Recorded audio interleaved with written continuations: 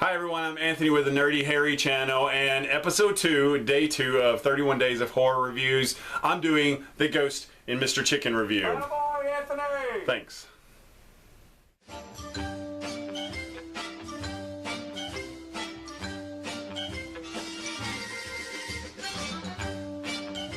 Alright, so The Ghost of Mr. Chicken, a 1966 movie starring Don Knotts. Now, if you don't know who Don Knotts is, then you're probably not from this country and you're probably a communist. But that's okay. You shouldn't watch this movie because you're not going to like it. The reason I say that is because if you're not a fan of the Andy Griffiths, if you're not a fan of Barney Fife, you're not going to like this movie. Alright, this was the guys who wrote The Ghost of Mr. Chicken were the writers.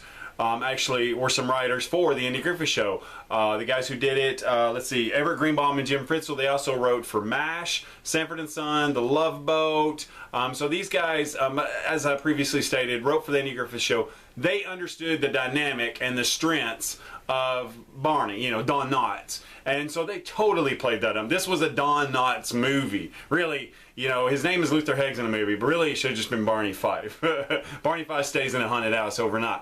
Alright, so the story is Luther Heggs, who is a typesetter for his local newspaper, is supposedly supposed to stay in this haunted house where a couple, or the wife was killed in the house 20 years ago, and then the husband committed suicide. He was accused of that. Alright, so there's more to that story, obviously, than meets the eye. And so he has to stay in the house. The house is haunted. Nobody's ever gone into it. And in the meantime, a person from the past that has the family name is trying to get the house demolished. Alright, so anyways, that causes a whole hubbub for the movie, and so that has storylines going all throughout it that are, you know, it's really easy to keep up with. It's very basic, really simple. Alright, but what makes the movie is Don Knotts. I love Don Knotts. I love the Andy Griffith Show. I love classic television. Alright, so now, the reason I say if you're not an Andy Griffith Show fan, you're not going to dig this movie is because this movie was set for that demographic. Those fans of the show back then, alright, you know, so it's not set for today. Now, to me, it still holds up. I love it. I love classics, and this is a classic to me. But like I said, you know, this is a movie that's set for those Andy Griffith fans. I love this movie. It's, you know, if you're not a fan of that, then it's going to be slow to you, and it's going to be probably boring and unfunny.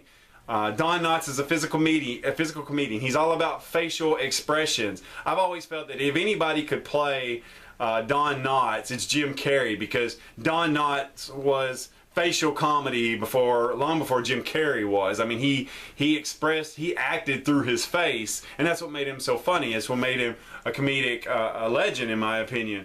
Anyways, I love this movie. I just thought it was really funny, and a couple other people that's in the movie. If you're an Andy Griffith fan, you've got Aunt Clara, who was Aunt Bee's friend, and Andy Griffith. You had Otis at the beginning of the movie, and there's a couple other small scenes. Mrs. Lesh, who sewed Barney the car, the crap car, and Andy Griffith is in The Ghost of Mr. Chicken as his old school teacher. She makes an appearance, and there's a couple other people here and there. Anyways, there's also Dick Sargent, who played Darren from Bewitched. Wait, Dick Sargent?